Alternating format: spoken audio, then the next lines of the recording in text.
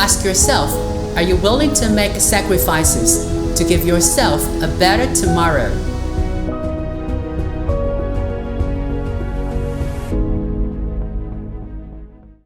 Hello guys, I'm Yui. I'm an Ielts trainer. I've got band 8 for the Ielts test and 113 points for the TOEFL IBT exam.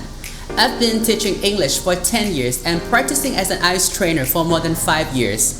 Well, everybody knows that getting a high score in the Ielts test is obviously fraught with difficulty. For beginners, it's a long, arduous journey and there are so many things involved that you barely know what to do first. So, this is my advice. First of all, listen to big winners, those who pass the Ielts exam with excellent grades. Each winner will have his or her own recipe for success. Listening to their stories can help you identify things that hinder your progress and work to overcome them so that you can increase proficiency in English. This is why I'm making this video clip to show you the secrets that helped me ace the Ielts and to empower you to get through the test. So here are my essential ingredients for a perfect score in the Ielts exam. Ingredient number 1, find the most suitable tactics for you.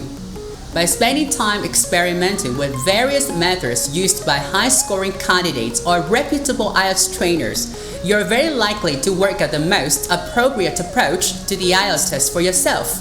In my case, after some extensive experimentation, I finally found one person whose tactics proved absolutely suitable and efficacious for me, and that's Mr. Simon, a British ex-examiner of the Ielts test. I strictly followed his 2 popular methods of paragraph development, IEE, and 1, 2, 3, every time I practiced writing essays. After 3 months training, I took the Ielts exam and scored 8 in the writing test. That's not to say Mr. Simon's tactics were the only contributor to my good performance on the exam, but truly they played a crucial role in it. So it's time to research and experiment. Ingredient number 2, learn 5 collocations a day. Now think of some phrases you are most likely to use in a biodiversity-themed essay, like bảo tồn các loài động vật có nguy cơ tuyệt chủng, nâng cao nhận thức công chúng về nhu cầu bảo vệ môi trường, nói lên những lo ngại về môi trường của bạn thông qua các phương tiện truyền thông xã hội. Well, if you combine words in your own way to turn those phrases into English, then it's possible that your expressions might sound unnatural, or they might even mislead readers about the intended meanings of the original phrases. So why don't you pause the video and think about how you're going to say those phrases in English? Then resume and see if there is any difference between your inventions and the following collocations. Firstly, bảo tồn các loài động vật có nguy cơ tuyệt chủng is equivalent to conserve endangered animal species. Next, nâng cao nhận thức công chúng về nhu cầu bảo vệ môi trường has the same meaning as raise public awareness of the need to protect the environment. And finally, nói lên những lo ngại về môi trường của bạn thông qua các phương tiện truyền thông xã hội is the same as voice your environmental concerns via social media. Bear in mind that the ability to combine words with some awareness of collocation is categorically stated as one of the requirements for obtaining band 7 and above in the writing and speaking tests. So why not set yourself a vocabulary goal and work towards it starting today? Ingredient number 3, expose yourself to English every day. If you want a brilliant score in the Ielts test, learning test-taking strategies isn't just good enough. Using them can lead to improvement in accuracy and efficiency with which you answer the questions. But without a high level of proficiency in English, those improvements make little or even no impact on your score. So how can you become an advanced learner of English?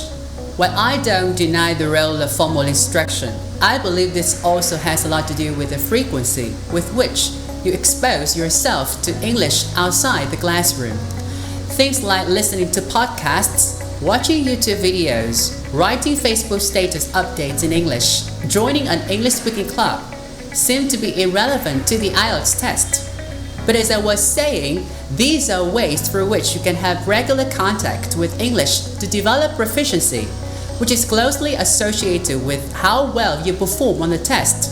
So please let your interest choose what you want to read and watch, and fill your Facebook and YouTube with a wide range of content in English. Ingredient number 4. No sacrifice, no flying high. It's hard to set aside plenty of time to revise for the exam without affecting your timetable or routine. Usually you have to give up something important to get what you think is more important. Let me tell you how I managed to get through the TOEFL IBT exam 5 years ago. That was a tough period of time. I quit job and stayed at home for 3 months just to study for the exam. As I lived on my savings, I was on a tight budget.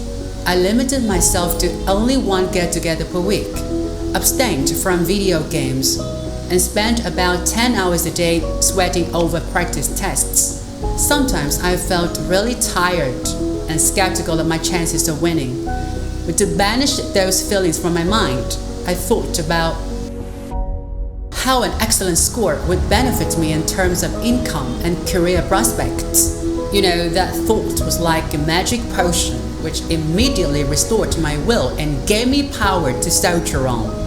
In the end, all my efforts paid off. I got 113 over 120 points in a TOEFL IBT exam. I accepted an attractive job offer shortly afterwards. And when I received my first month's salary, I was really happy that I was earning much more than before. So ask yourself, are you willing to make sacrifices to give yourself a better tomorrow?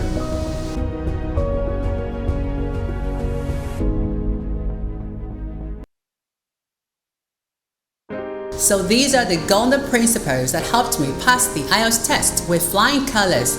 I hope that this video is not only enlightening but also relatable and inspiring. Thank you for watching.